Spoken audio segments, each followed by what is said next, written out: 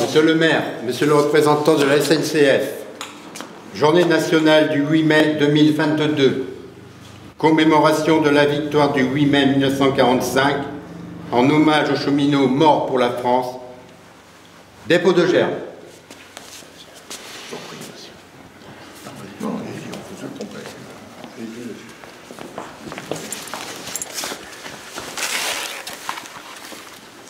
Enfants de la patrie, le jour de gloire est arrivé. Contre nous de la tyrannie, l'étendard sanglant élevé, l'étendard sanglant élevé. Entendez-vous dans les campagnes mugir ces féroces soldats qui viennent jusque dans nos bras, égorger nos fils et nos compagnes. Aux armes, citoyens, formez vos bataillons, marchons, marchons, qu'un sang impur abreuve nos sillons. Nous venons saluer aujourd'hui la mémoire de ces Français, de ces cheminots qui ont payé de leur vie la défense de nos valeurs et qui font notre identité, de notre liberté, de notre modèle démocratique. Ils sont morts pour la France en combattant un ennemi à la barbarie sans limite, une dictature qui a ravagé l'Europe, semant la mort et la désolation. Nous fêtons également 77 années de paix au sein de l'Union européenne, une paix conquise par les peuples au-delà de leurs souffrances passées. Mais nous voyons également monter avec inquiétude les nationalismes, les populismes, les fanatismes, le racisme et l'antisémitisme, la violence. C'est pourquoi, n'oublions surtout pas les leçons d'histoire, défendons la liberté et la démocratie. L'égalité, la solidarité, la fraternité, car l'obscurantisme, la barbarie et la haine sont aux portes de l'Europe et le danger de revivre des événements tragiques bien réels. Je tiens à remercier au nom de la SNCF et des cheminots, monsieur le maire et son équipe municipale, pour cet hommage rendu à ces deux cheminots du Cateau et à l'ensemble des Catésiens morts pour la France, à remercier les représentants des différents corps de la nation présents à cette cérémonie, les élus, à remercier les porte-drapeaux et toutes les personnes présentes sensibles à cet hommage. Pour conclure, je rappellerai juste, plus jamais ça, n'oublions jamais. Merci, monsieur le représentant de la SNCF.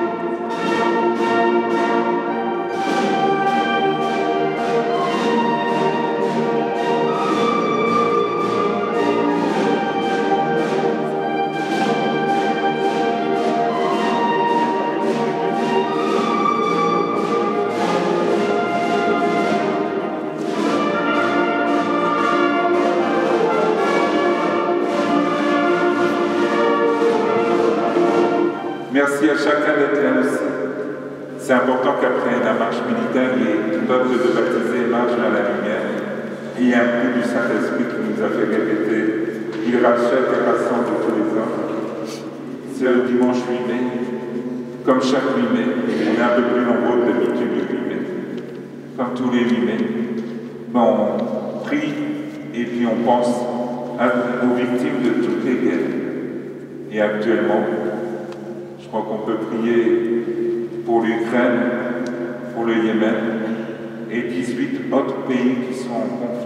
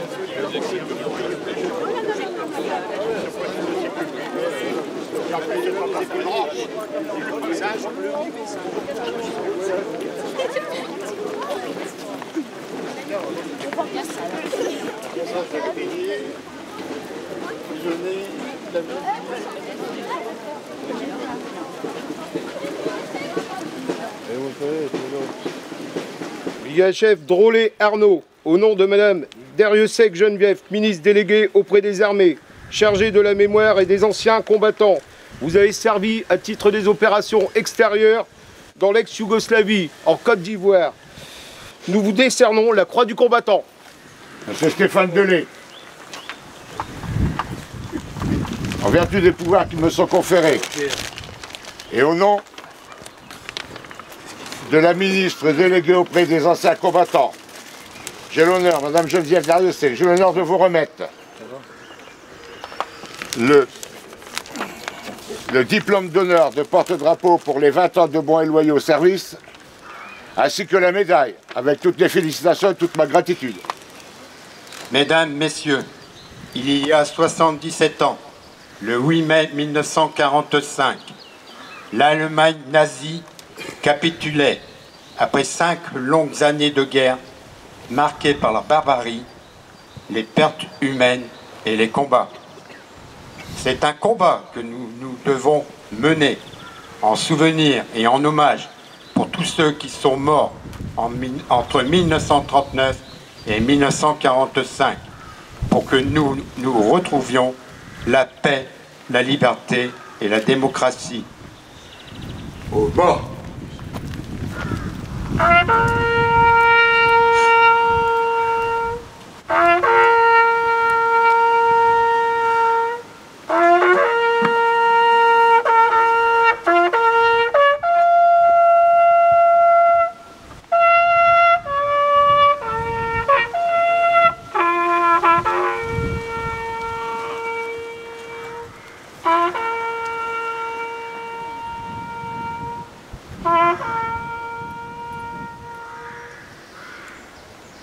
Le 8 mai 1945, l'Allemagne nazie capitulait sans condition devant les armées alliées.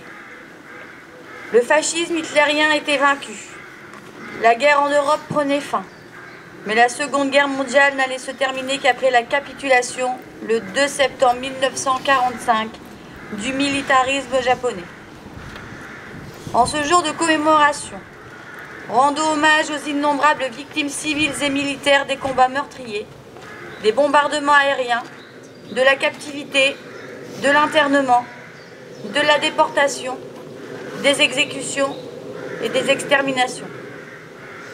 Rendons hommage à tous les soldats alliés et français de la métropole et des territoires d'outre-mer, aux volontaires de la résistance, à tous ceux qui sur terre, sur mer et dans les airs unirent leurs forces pour vaincre le fascisme et le nazisme.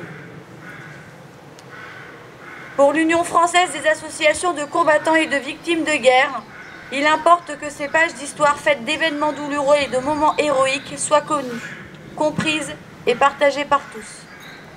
Aujourd'hui, le fanatisme religieux, le terrorisme, le réveil des nationalismes menacent la paix, la sécurité des peuples, la liberté et les droits de l'homme. Aussi, fidèle au souvenir de celles et ceux qui ont sacrifié leur vie pour un monde sans guerre et sans haine, l'Union française des associations de combattants et de victimes de guerre appelle tous nos concitoyens à poursuivre le combat en faveur de la solidarité et de la paix. Vive la République, vive la France. Il y a 77 ans, l'Allemagne hitlérienne capitulait. Le 8 mai à minuit, l'effroyable guerre qui ravageait depuis 6 ans l'Europe prenait fin. La liberté triomphait d'une idéologie nourrie de haine et de terreur. Le 8 mai 1945 marque la fin de la Seconde Guerre mondiale en Europe, l'une des périodes les plus sombres de notre histoire. Ce second conflit mondial représente un traumatisme sans précédent pour le monde. Il est avant tout marqué par une véritable hécatombe démographique. Plus de 50 millions d'êtres humains périrent pendant cette terrible guerre. Ce sont les victimes militaires des combats, les pertes civiles dans les bombardements et bien sûr les victimes des génocides. À ces sinistres chiffres doivent encore s'ajouter 35 millions de blessés et plus de 3 millions de disparus. Aussi la tête haute, fort de nos convictions républicaines, nous rappelons que le 8 mai devient chaque année davantage le moment de symboliser et de porter les valeurs de respect et de dignité tirées des enseignements de notre histoire.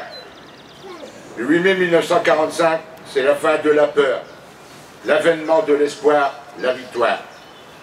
En France, cette victoire représente le fruit de l'effort, du courage, du sacrifice de toutes celles et ceux qui n'ont jamais désespéré.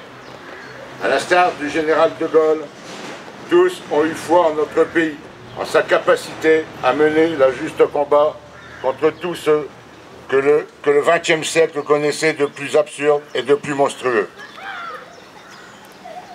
Tout cela nous confère le devoir de célébrer la date du 8 mai 1945. Nous devons le faire par fidélité envers la mémoire de celles et ceux qui ont perdu la vie dans ces combats pour notre liberté. Nous devons le faire par fidélité à la mémoire de tous les combattants. Nous devons le faire par fidélité à la mémoire de celles et ceux qui ont péri dans les prisons et dans les camps. Il est plus que jamais utile aujourd'hui de réfléchir à cette pensée du résistant Pierre Brossolette. Ce que nos morts attendent de nous, ce n'est pas un sanglot, mais un élan. Souvenons-nous aujourd'hui et pour le futur de ce que signifie ce 8 mai 1945. Souvenons-nous et n'oublions jamais. N'oublions pas également cette guerre en Ukraine, dans l'Europe du XXIe siècle, qui engendre encore aujourd'hui de nombreuses victimes civiles et militaires, dont de nombreux enfants. Je vous remercie de m'avoir écouté. La guerre a eu lieu, tragique et terrifiante. Rien ne fut plus comme avant. Rassemblés et fraternels, nous ne l'oublierons jamais. En ce 8 mai 2022, dans chaque ville et village de France, sur nos places, squares et jardins municipaux, devant nos monuments aux morts et mémoriaux, nous commémorerons ensemble le 77e anniversaire de la fin de la Seconde Guerre mondiale en Europe. Le 8 mai 1945, notre continent voyait s'achever 5 années de tempête, de douleur et de terreur. Ivresse de la victoire, mais détresse face à l'immense sacrifice consenti. Tant cette joie bouleversée, des embrassades n'ont pas fait oublier qu'un temps, les villes ruinées, les campagnes exsangues, les proches disparus, les restrictions. L'humanité a payé un des plus lourds tributs de son histoire. L'humanité a vu la barbarie nazie franchir le seuil de l'inhumanité et de l'indicible.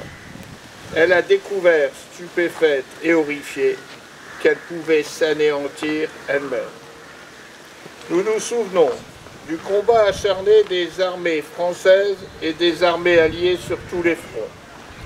Des Français libérés qui n'ont jamais cessé la lutte du courage, des résistants de l'intérieur, de chaque Française et Français qui a refusé l'abaissement de cette armée des Lumières dans l'obscurité.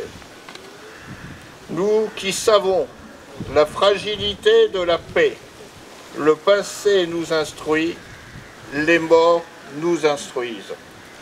La mémoire est un héritage, tout autant qu'elle est une leçon. D'abord l'unité de la France, qui n'a jamais été aussi forte que lorsqu'elle est rassemblée et solidaire, que lorsqu'elle se soustrait à la fureur des dissensions et des divisions, que lorsqu'elle regroupe le meilleur d'elle-même pour construire les ambitions du Conseil national de défense. Ensuite, le chemin de l'Europe, qui fut le seul pour la réconciliation des nations européennes, qui a été façonné par les rêves de plusieurs générations successives, qui demeure celui de l'espoir dans le progrès collectif, celui de refus de tout nationalisme et celui d'une fraternité vivace. Enfin, ce chemin de l'unité de l'Europe n'est rien sans l'attachement viscéral de la France à la dignité de l'homme et à ses droits fondamentaux. Ce combat, nous le poursuivrons ensemble inlassablement. En français, en européen, mais surtout en femmes et hommes libres. Signé Madame Geneviève Davrieux-Sec, ministre déléguée auprès de la ministre des Armées.